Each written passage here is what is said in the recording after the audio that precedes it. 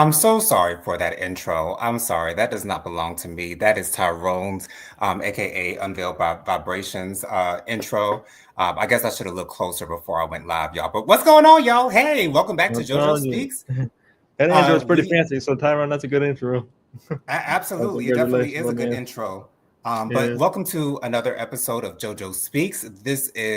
I am your host, JoJo Speaks, aka William Jonathan Lee. I got my good boy, Dustin Butler with me. We are here for 90 Day Fiance Happily Ever After, question mark, season 9. This is the tell-all and part 3. A couple things I want y'all to do Yes. before we get started. Be sure to subscribe to my channel. Press that big subscribe button. It is free and easy to do. Takes less than a second to mash that thing. So why don't you go ahead and mash it for a brother?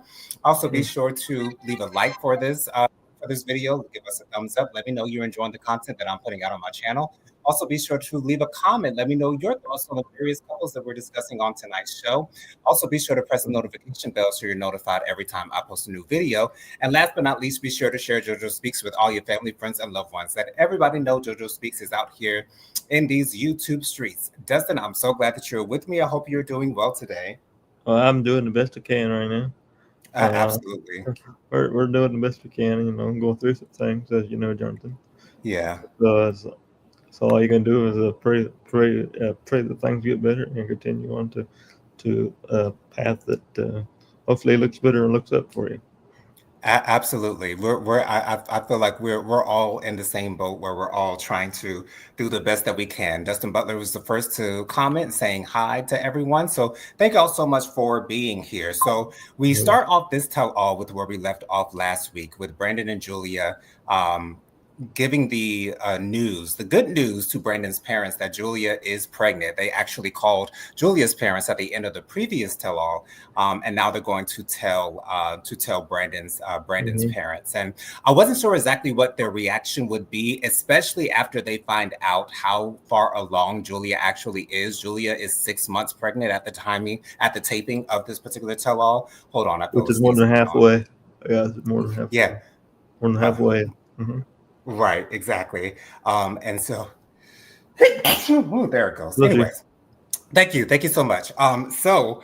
Julia breaks the news to well, actually, no, it's Brandon that breaks the news to his parents, and they are ecstatic. They are ecstatic. They're jumping up and down. They're giving each other cheers because they're drinking cocktails while they're on camera. And they are so immensely happy. Miss Betty, she's so excited. She's like, "Oh, so that's the reason why we haven't seen you guys in so long. It's because you guys are pregnant." And they seem to be very understanding. Um, you know, Miss Betty, Brandon's mother, asks, "How far along is Julia?" And then Sean Robinson sets up the question. So, how many months are you? And Julia reveals it's 6 months. Now, I personally felt like Brandon's parents would be upset or at least disappointed at the So least did I. Hmm. and the fact that Julia is 6 months pregnant and they were not told until this time. But they take it fairly well. And Julia says that, it's a high risk pregnancy and she doesn't want to count her chickens before they hatch. And so, she wanted to be sure that it was a for sure thing before they told Betty and Brandon's father, Betty's husband. And I do understand that. However, I do also feel as though Julia didn't want to tell Brandon's family because she didn't want them getting too involved in their business, too involved in their marriage and their relationship. And, Julia, well, I think it was one of the other couples who mentioned that they were sure that Betty was going to be moving into their home. And Julia's like, nope, we need to set boundaries. And it was actually I think it was Georgie, if I'm not mistaken, that said, you guys have to set boundaries now while the parents are on the call. And so, Julia said, we want to take things slow. We want to take things very slow and we'll discuss boundaries at a later point. So, Dustin, what was your reaction to Brandon's parents finding out that Julia was pregnant? I was very happy to find out that they took it the way took it. I thought they were going to take it a different way. So it kind of shocked me to see that they took it that way, but that's a good thing. They're happy, and I'm glad they're happy for the family. But I also think that they need to set boundaries, Jonathan, with the grandparents, especially when especially when the baby is born. I don't know if they had the baby yet or not, so I don't know about that or not. But they're gonna find out sooner rather than later, because I think uh, I think she would have a rude awakening. Julia would have a rude awakening, and I can already see it. So if I already feel it, and I can already visualize it, even though it hasn't happened yet, but I can already visualize it. Just prepare for what is going to happen because I can feel it. I feel it. Mm-hmm. Right, yeah. With them filming the tell-all prior to the entire season being aired, I can only assume that Julia has had her child. But typically, when people on 90 Day Fiance have children, it is announced publicly. So there's a possibility that she hasn't had the baby yet. But hopefully, they do have a healthy baby. Hopefully, the baby is well taken care of by Brandon and Julia as well as the rest of their Mm-hmm. family. Yeah. I do love the way that all of the girls and all the other couples in general were so supportive of Brandon and Julia in this moment. I will say though that I was surprised at how short Julia's outfit was. It looked like she had on a sort of a romper of Mm-hmm. sorts, and it was so short. Like it was real short. But Julia is a young girl, so she's still going to dress young. So I guess that's okay. Mm-hmm. She really wasn't showing much cleavage or anything like that. She was just showing a lot of legs. So I guess that's okay. But I was just so happy to see Yara talking to Julia, saying that she I think Jovi told her that he thought that she was pregnant, and Yara said that maybe she had a boob job or something of that nature. But Mm-hmm. I'm just happy that everyone else is happy. So we're going to move on to Darcy and Georgie, and this is what I was Oh not my looking God. forward to. This is what I was not looking forward to, because Me as I saw neither. in the preview last week, that it seemed like a lot of the girls were, kind of, you know, supporting Darcy in this whole thing. And to me, watching 90 Day Fiance as long as I have, it seems like the women are kind of propped up. It seems like the women are propped up to be the main characters of their stories. And it seems like for some reason, the male in the relationship is always the bad guy, is always the Mm-hmm. one that's being blamed for the issues in the relationship. And that's definitely the course that we saw here with Darcy and Georgie. And why do you think that is, With Jonathan? Darcy throwing around so many accusations, cheating on her, so many accusations, very, with women, with beautiful girls. Darcy calls them hot chicks. Go ahead, Dustin. I say, why do you think that is?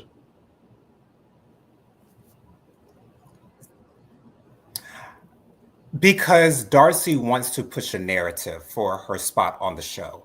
Mm-hmm. Because if Darcy wasn't accusing Georgie of cheating on her, I guess maybe they could argue about their finances or possibly the fact that Georgie is hiding some other things that he's keeping from her.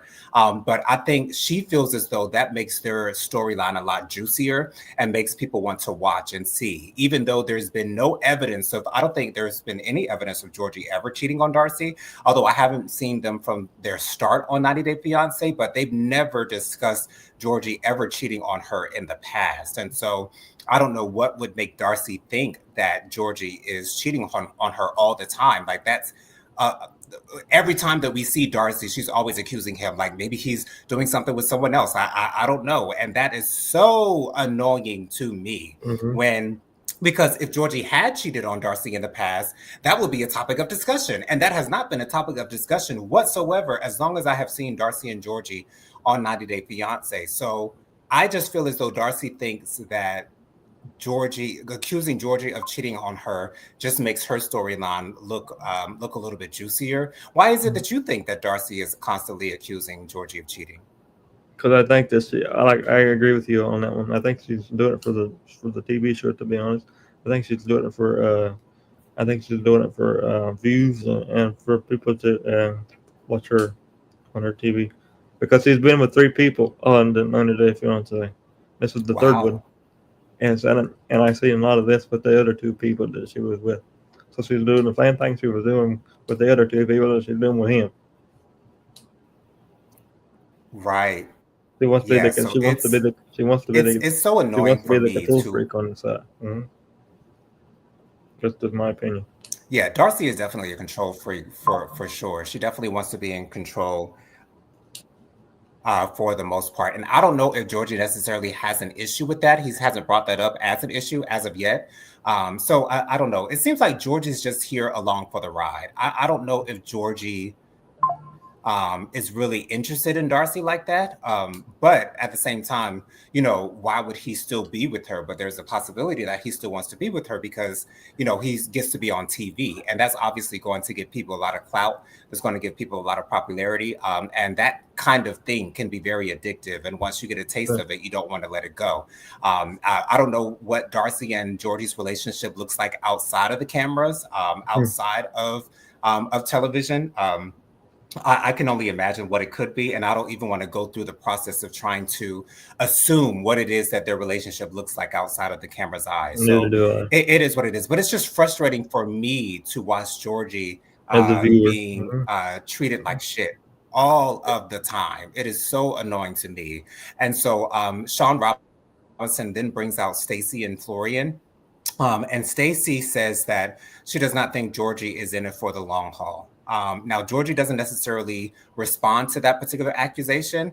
I think there might be a reason why he did not respond to that accusation because I don't know if Georgie truly does want to be with Darcy genuinely, like as a partner. I don't think They so. are technically married at this point, but it is what it is. I would hope, my hope is that he would not want to be with Darcy and he just leaves her where she is, because no one deserves to be treated the way that Georgie has been treated. And even Florian, for that matter, has been treated while on 90 Day Fiance. I think it's so ugly to see. It's so ugly to watch. And it's so uncomfortable for me to see him just take the brunt of all of these things that are coming towards him. Then the topic of them having children comes up, and Darcy does reveal that she has no more eggs. There's no way that she can get pregnant. Shauna Robinson asked the couple if they have considered adoption or surrogacy. Darcy is not interested in surrogacy whatsoever, because she has no more eggs. That she would have no biological link to the child. If Georgie was to have a child with a surrogate, Darcy would have no connection. She said that she wouldn't have any connection with the child. And so I understand that.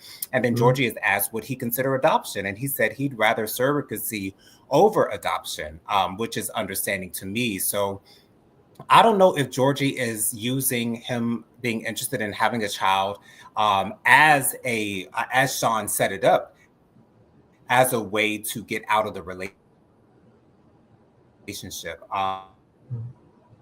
And that would be a genuine question. Would he to leave Darcy? Because to me, he could just leave her without any explanation whatsoever because she knows what she's done to him. Yeah. I don't think she's gonna. I don't think. I don't think they're gonna leave each other. But I'll wait and see what happens. Right. But do you think he's bringing up the fact that he's possibly interested in having a child as an excuse to leave Darcy? Yeah, I think it. I think it's an excuse. I think it's gonna. I think I'll see what's gonna happen, but I don't. I don't know. I don't want to speculate what's gonna happen. But we're gonna wait and see what happens. Yeah, absolutely. It could be an excuse, rather, it might Mhm. be a better word. It could be an excuse for him to leave Darcy, but at least in my opinion, he doesn't need any excuse. I mean, of course, he has plenty of excuses as to why he would leave Darcy, but it is what it is. And then we get Andre saying that Georgie is very flirtatious, and Georgie is that type of guy. And to me, it's one thing to be flirtatious, and then it's another thing to be a cheater. And I don't think Georgie is necessarily a cheater because if Georgie wanted to cheat, he could cheat on her all day long. You know what I'm saying? And to me, I don't think cheating is a good thing. I don't think cheating is a moral thing to do. But if that were the case, then he would have every reason to cheat on her. But I just think Georgie should just leave Darcy. And then they set this whole thing up with Jovi, saying that he's hung out with Georgie in Miami. And he asked everyone, "Do you guys want to know what I think? Do you guys want to know what I think?" Setting it up as if he has some tea or something pivotal to say about Georgie's behavior. And he said, "I think nothing of it. I think Georgie is just a flirt. Georgie is just." Stacy Darcy was talking about a DM or a message that he saw from a female asking him if I think Georgie works at a spa of some sort, and this Mhm. woman was asking him if the spa was open or not. I don't know why Darcy would look into that as evidence of him cheating, but it clearly was not the case. He's a manager at a spa. He had a customer who was asking him if the spa was going to be open, and he answered that question. There was nothing flirtatious, there was nothing sexual, there was nothing romantic about the messages whatsoever. But once again, I think that this is Darcy bringing up bullshit to make her claims or accusations rather, of Georgie cheating on her more plausible. And to me, Mhm. that does not work whatsoever. Yes, he might be talking in someone's ear, but if you're in a room where there's loud music, a lot of people talking, you're going to talk in someone's ear so that they can actually hear you, unless you're going to just text them. But if you don't have their number, you're going to talk in their ear. And so that could be Darcy's insecurities working on her, with her age, and she can't be insecure about her looks because she made the way that she looks. She's gotten quite a bit of plastic surgery, or at least it looks like she's had quite a bit of plastic surgery. I don't know exactly what Darcy has had done to her body She's had plenty. She's had electively, plenty of surgeries. right? And But, mm, not to say this in a mean way, but we can tell when we see Darcy that she's had, quite. It looks like she's had quite a bit of. So you have that right to do that if that is your choice to do that. So it is what it is as that is concerned. And then Stacey then reveals to everyone that she does not think that Georgie is in it for the long haul. As I said previously, that Georgie doesn't necessarily answer that question. But then mm, Stacey reveals that she does not think Georgie or Florian are in it for the long haul. I thought when Stacey initially said that, I thought she was talking about Georgie and Darcy, but no, mm, Stacey was talking about Georgie and Florian. And then she reveals to everyone that Florian has moved out. He's currently in Connecticut working. She says that he's sleeping on a mattress in a room, and he has no plan, and he doesn't know if he wants Darcy to move up to Connecticut with him. Of course, Connecticut is where Darcy and Stacy's father actually live. So I'm not sure how that whole thing would work out because and Darcy and had. and let's just add that their dad is not doing too good. Their dad has cancer, so Oh wow. yeah, their dad is not doing too good, Johnson. So that's part of the reason why he moved up there. It could be. It could be to support, Stacy and Darcy's father. But Florian has a job in Connecticut, and he's doing his work. And when Stacy said that he finally got a job, so why are you complaining about it if he finally got the job? Like that would be a good thing. But I guess Stacy's source of contention is that he's not in Miami with her. But Florian's got to work. And if Yeah. he's working in another state, then so be it. And I don't know if Stacey would have Why any. don't she move with Why don't she move up there with him then if she wants to be together with him? It's part of being and part of being married and part of being in a relationship. You follow the person that you love the most wherever they're at. And that's just my opinion. I'm And, sorry. and those are my thoughts as well, Dustin. That if you want to be with him so bad, then just move up to Connecticut with Florian. And so that particular part of their story further tells me that we're more than likely going to continue seeing Stacey, Florian, Darcy, and Georgie on the 90 Day Mm, Fiance franchise. And we I are. understand why they continue to come back over and over and over again because Because they're they bring the so. drama. Mm-hmm. They bring the Yes, they're drama. so Dr. Jekyll and Mr. Hyde. You know what I'm saying? Like they're good in some points, and then they're completely the other side of the spectrum to that. They're completely doing bad at Mm-hmm. another point. And so, when the drama is overflowing in your storyline, then I'm sure the producers will continue to ask you back onto the show. So I'm sure Mm-hmm. that this is not the last time that we will see Darcy and Georgie But or no, either Stacy and Florian on this show. We see Robin in the building. Hey, Robin. So glad that you were hey, here. answer. Thank I you hope so you're much for doing better. joining us. And so Robin says here down in the comments, Robin says, hello, fellas. Hello, Robin. So glad Hello, that you were Robert. here. Thank you so much for joining us. And then we have Mamir. Mamir is here. Hello, Mamir. Thank you so much for being here.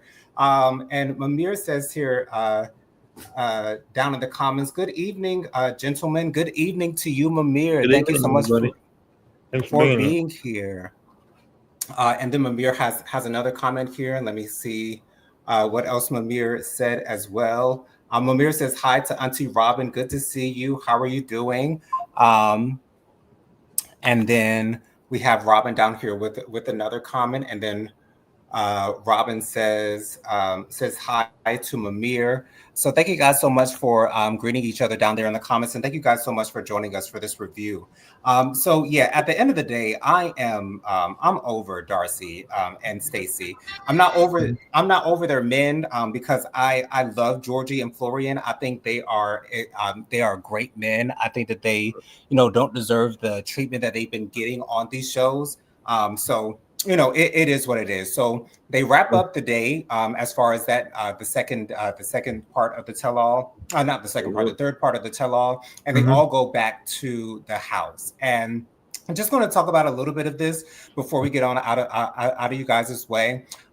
So we have Yara and Jovi, Jasmine and Matt, as well as Andre and Elizabeth, and they're having a little bit of a conversation. And Yara asked Jasmine, "What did you see in Gino? Like, why are you with that man? Like, how are you attracted to him?" Which is a valid question, at least in my mind. Me It is to me too. personally, I wouldn't be attracted to Gino. He could be a nice guy outside of the camera, sure, but Gino is just not my type. He's not the type of guy that I would want to be interested in. I know Lady Virgo said, he's the type of guy that she would look at. So be it. If that's your thing, go for your thing. Don't let me tell you who or who not to be attracted to. Auntie Robin says down in the comments, I'm great. Leaving rehab tomorrow. I just ordered my groceries from Amazon yesterday. Ordered a TV to be delivered to tomorrow, so I'll have entertainment and cable installation is Wednesday. So happy for you, Auntie Robin. I'm so glad that you are back on your thing. You're getting into your apartment and setting things up. So I am so happy for you, Auntie Robin. So extremely So happy glad for you, you. so glad you're on the road to recovery. Absolutely. On the road to recovery. So glad that things are going well for you, Auntie Robin. And then Auntie Robin already also says, I already have two TVs, but they're in storage. Gonna go ghetto. I can return the new one until January 31st. Okay, girl, make sure you keep that receipt, Auntie Robin. Make sure you keep that MF receipt, because working in retail, sometimes they have an issue if you ain't got a receipt if you're trying to return something. But anyway, so Yada asked. We have another comment here from Amir. So let's get to Amir's comment before we move forward. I love it when y'all comment in the comment section, y'all. And so Mamir says, Auntie It's the Robin, I'm best part of so the show. it is. It definitely is. Mamir says, Auntie Robin, I'm so happy for you. Sounds like you're set to snuggle down and eat some good food. Absolutely, that's what it seems like, Auntie Robin. I'm sure you're gonna be grubbing down. And then Auntie Robin says, "Yep." Um, and then we have another comment from Mamir here. Let's see what else Mamir says as well. And Mamir also says to Auntie Robin, I tape my receipt to the inside of the box. That way it is always safe. Absolutely. You must keep if you think you about to take you gonna take you there's a possibility you might take something back. Make sure you have that receipt, because sometimes they won't, a lot of times they can working at retail, you can look up someone's receipt through their card. But it's always best to have your receipt. That's what receipts are for, y'all. That's what receipts are for. Take it from me. Make sure Make you make have your make sure receipt. you make sure you keep your receipts. But I anyways, Jasmine's I don't really understand what Jasmine's response to Yada's question was. She all that she said was, Jovi asked me the exact same question, and then my mother asked me as well. And it seems to be a running theme that people don't understand what Jasmine sees in Gino, and she doesn't get around to actually saying what she sees in Gino. But anyways, I don't know if there's an actual answer to that question. Who knows what Jasmine's intentions were in going and getting in a relationship with Gino. A lot of people feel as though she was using Gino to get a green card to live in America.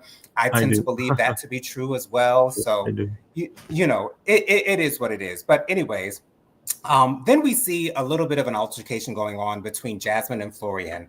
Of course, she says to Florian that we were such good friends, and Florian, and then Jasmine eventually begins crying, and Florian is like, "Why are you crying? What are you crying for?" And I said a couple of reviews ago that Jasmine is one of those women that can turn on the tears at the drop of a hat. She can cry on cue. And so I don't believe that those tears were necessarily genuine. They could have been, who knows? I personally do not care whether they were not. That's really, honestly, none of my business. But Florian does give Jasmine a hug, and they go on about their business. But then we get a scene between Elizabeth and Lauren. They meet up outside. Um, and Lauren says how hurt she is for Elizabeth using the words body shaming, and then Elizabeth's response to that was, Alexei wasn't using the best terminology when he was speaking about your body and about your looks and things of that nature, and you don't deserve that. And I completely understand Elizabeth's point about wanting to protect her friend with her husband is not necessarily saying the nicest things about her, knowing full and gosh darn well that Lauren does have body image issues. I don't know if it's body dysmorphia. I don't know what's going on with Lauren, but Lauren clearly is not comfortable with the way that she looks, and so it is what it is when it comes to that. Auntie Robin has another comment up here. Let me see what else Auntie Robin says to the people. Auntie Robin also said, "Did Darcy's bosoms get inflated doing along with the balloons for the Macy's Thanksgiving Day Parade?" That's what it seems like, Robin, because Darcy's breasts were so pushed up. It looks like she was using a super push-up bra. Like those boobs were like dang near hitting her chin. Like they were so big. But I mean, I guess sometimes women like that look, and I guess some guys like the way that that looks. Also, Auntie Robin says TV from Amazon gonna return it to a Staples store for free 99. I heard that, Auntie Robin. And then I also wanted to get into the discussion that happened between Darcy and Georgie, where they were discussing Georgie's request of Darcy to not dress so revealing while they were in Bulgaria, I believe is Georgie's home country. And I don't know why they had issue with that. I don't know why that came up as an issue because we all know exactly how Darcy dresses. Darcy tends to dress a little revealing from time to time. She likes to show off her body. And when you're dealing with people who are in a different culture and don't dress like that on a regular basis, you want to assimilate at least a little bit to their culture so there's not necessarily a culture shock, or as Florian said, so that they don't look at you as a prostitute hooker. And then when Sean asked Georgie, "Why did you say that about Darcy?" And Georgie had to let Sean know, "I wasn't calling her a prostitute or a hooker. I was just saying that that's what my family is going to think of her if they see her dressing like she normally does in Miami." So I don't know why that was an issue, but that just annoyed me. Mamir says down in the comments, Auntie Robin laughing, two inflatable pumpkins. That's exactly what it looked like. Two inflatable pumpkins. That's exactly what it looked like, Mamir. They were so big up on her chest, child. But anyways, and so Lauren and Elizabeth are talking outside, and they agree to be at least cordial with one another and not be at each other's throats. Now, judging from the preview that we saw for the fourth and final part of the tell-all, it doesn't seem like they keep to that agreement. But what did you think of that conversation between Elizabeth and Lauren, Dustin? I didn't think much of it, Jonathan. To be honest, I think that they just did it for the TV, and I don't think they're going to stick to it. I don't feel like they're going to stick to it. Yeah, judging from the preview, it doesn't seem like they do stick to it. But for me, it just sort of kind of came out of nowhere. It seems like it was so random to me. It didn't seem like it made sense in the moment. But well, at least it seems like Lauren was genuinely trying to make amends with Elizabeth, and I understand that and agree with that. And Elizabeth also reveals to Lauren that her and Andre actually discussed having a divorce a couple of weeks prior to them coming to the tell-all. We really, because because Andre and Elizabeth were coupled with Jovi and Yada, as well as Alexi and Lauren, we really didn't get a good sense of Elizabeth and Andre's relationship because I have not seen them in any previous iterations of 90 Day I Fiance. have. I really don't know what their vibe is like. They seem to be getting along pretty well. At least these three couples seem to be getting along pretty well as far as their individual relationships were concerned. But apparently Elizabeth and Andre might have been having some issues. So it is what Mhm. it is. And then what we'll end on is this conversation between Matt and Jasmine. Jasmine is upset with the fact that Matt said that he probably would not have proposed to Jasmine if they did not have a child together. And Jasmine is extremely upset about this new revelation. Is she genuinely upset about this new revelation? I'm not sure because, Matt is saying that there is going to be a timeline on their relationship if she does not, because I don't think that they're actually in a relationship, like a genuine, actual, official relationship. And I think that Matt is getting a little bit tired of the back and forth. Like, are you going to claim me? Are you not? Are we going to take this a step further? Are we not? Like, there are so many questions going on within their relationship that Matt doesn't know if Jasmine is coming or going. And then Jasmine said, "Well, why don't I just leave the house and I can go off with someone else?" And Matt says what I've been wanting Gino to say all of this time, like, I don't I cannot take you going, going, 100%, going 50, going 100 miles an hour with everything that you say. Matt says that he has never met anyone that talks as much as Jasmine does and likes drama as much as Jasmine does. And Matt says, I am not Gino. I will leave you. He didn't say those words exactly, I will leave you, but he said the I, words, I am not Gino. So I have yeah, a feeling that Matt is going to have no issue with letting Jasmine go. me No neither. issue whatsoever. Dustin, what do you see in the future for Matt and Jasmine? Do you think they're going to last? Because I honestly don't think I so. don't think they're going to last. And Right. I don't think they're going to last. I think they're done for. I think this tell-all has shown me another level of Matt that I didn't see in the season, and I hope that he stays where he. I hope he realizes that he deserves better. Like I've been saying since episode one of the season, and I will continue to say it till the very end. It's like I think that he deserves better, and I hope that Jasmine has a wake-up call after this. Absolutely. I do hope and pray that this is the last time that we see Matt on 90 Day Fiance. I don't want to see him having to put up with Jasmine's BS. I really don't want to see him have to do that anymore. And I think Matt has gotten to his breaking point. And hopefully Jasmine's sweet words and, maybe her feminine wiles does not pull Matt back in for another round. So I hope that this is the last season that we see Matt on. I want him to be happy. I want him to find a woman.